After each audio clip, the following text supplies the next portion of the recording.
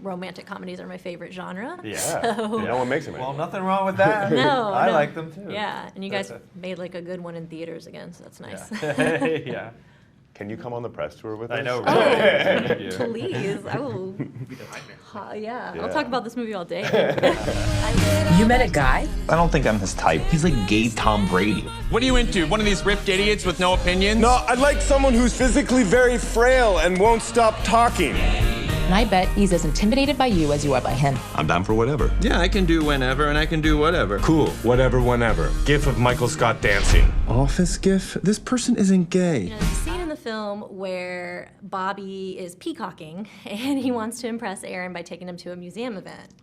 So I was wondering if you guys have ever tried to overly impress someone you guys were dating, and how did you go about doing that? Wow, that's a good question. You know, it's interesting, and I completely forgot this story until right now, but there was once a guy that years ago I had a crush on, and we had a real passive-aggressive relationship with each other, and it did not end up leading to a relationship the way that Luke's character and my character have in the movie, which is a very serious, intense relationship, but you know, at the time I wanted it to go there, and I was trying to impress him, and you know what I did?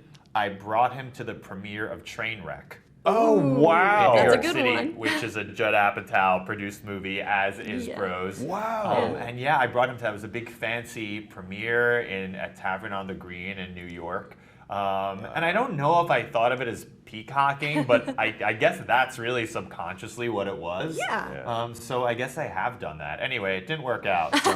So much for peacocking. I'm sure he was impressed though. I don't know if this really relates, but I was doing a play on Broadway, and Barack Obama, the former president, and we were just getting to know each other, and we were supposed to have lunch, and I remember specifically calling him and being like, ugh, I can't do lunch. I'm meeting with Barack Obama. And he was like, oh no, that's cool, go. Seriously, we can like reschedule. Those are great. I'd be impressed with both those. Well, another thing that makes this movie so great is obviously we're seeing a lot of representation for people that don't normally get represented in a mainstream film like this. I know for me, the lack of women of color in rom-coms really affected my idea of beauty. Of course. And I wish that I saw more of that growing up, but I was wondering, how do you guys feel watching a movie like Bros would have affected your youth if you got to see it during your teen years?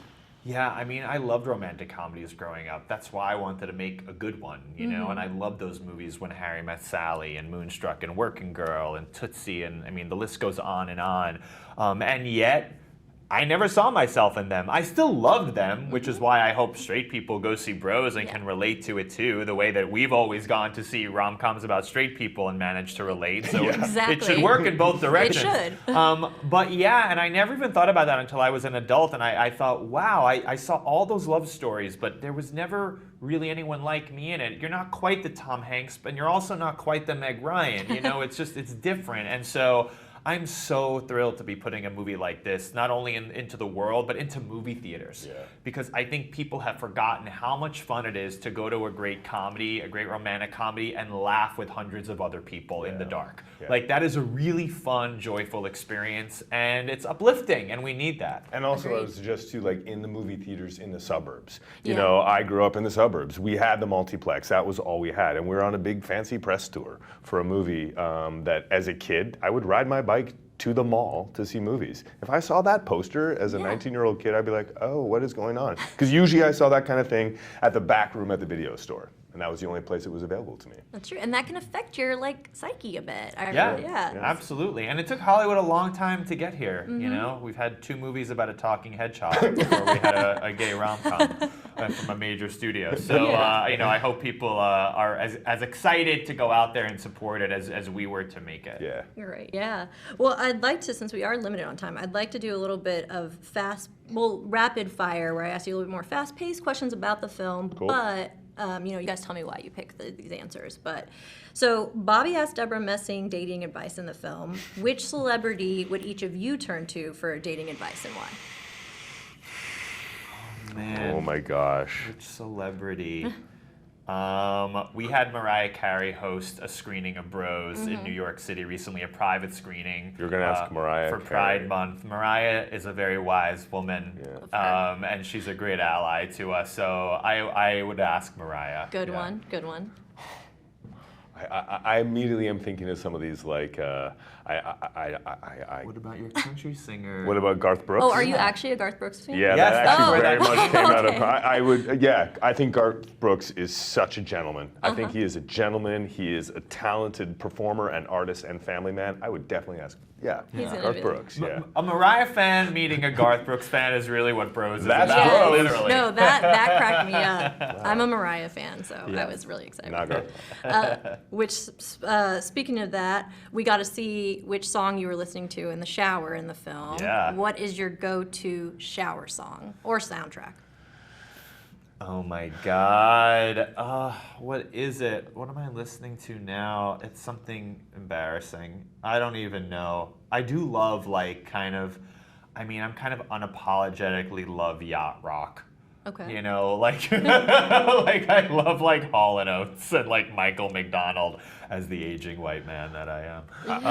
But yes. Actually, recently, as we kind of travel from city to city and have to wake yourself up in the morning and do these press things, I've been listening to Travis Tritt's "It's a Great Day to Be Alive." Well, let me tell you what I haven't been listening to. Is Travis Tritt's "A Great Day to Be Alive." I don't even know what that is, so yeah. Wow.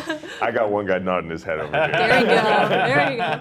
When Bobby wants to avoid calling Aaron, he tells himself to just watch Ozark. Which show best distracts you from your relationship woes? Oh man, I still really love the original Sex and the City series, which I actually think because we haven't gotten a lot of great romantic comedy films in the past 20 years, I think Sex and the City, at least that original series, really filled that void for me. And I love people walking around New York and being witty and, going through all different types of emotions and clinging to their friends. I love that. I've fallen asleep every night for the last 2 years to Star Trek. Great. I watched Star Trek Next Generation, Voyager, Deep Space Nine, the original Star Trek, the new Paramount one, so. Again, Star Trek fan meets Sex and the City fan. We're That's seeing what the movie. Bros is about. This is Bros 2 happening Yeah, right now. literally, yeah. So there is a character in the film who says Colton Underwood is the reason for him coming out. I know you two are on the Men Tell All. Are you guys actually watching this season of The Bachelorette? I haven't been watching this season because I've been focused on my movie, but I love Bachelor Nation. I had one of the great moments of my life on The Bachelor with Colton Underwood. And then we had another great moment with Meatball on The Bachelorette. The Fun. sauce. Yeah, all of it is just absurd, and I kind of love it. I haven't been watching it, but I'm rooting for Meatball. In life. In life. We know he's already been eliminated, out. but we're rooting for Meatball in life. He'll probably be in Paradise. Yeah, probably, yeah. Meatball in Paradise. Yes. Is that their spin-off? That's a spin-off Bachelor in Paradise. Oh, wow. Know about these things. Yeah. And finally, just we learn in the film about y'all's listening face. During this tour, what certain face have you guys been having to make a lot, and can you show us? I was just doing It's literally this. It's literally like, thank you. Thank you. I've noticed I do a lot of Yeah. as he's speaking and I just... when he speaks, I'm always like, I should look at Luke now, even though I've heard it 1,000 times. That was great. Well, they're wrapping me up. I seriously could just sit here and tell you everything I like about the movie. You're the best. Thank you so much. Appreciate Yeah. that. Well, So different from me. You're very intense. I like to keep things chill. I can be chill, just like a manly man. Sup? I got you. You don't need some help here. Okay, I'm gonna need some help here, bro. What is going on with you? My whole life, I prided myself on being self-reliant, but this guy has gone into my head. Maybe you're both bottoms and that's the problem. Bottom day. Gay sex was more fun when straight people were uncomfortable with it. Somebody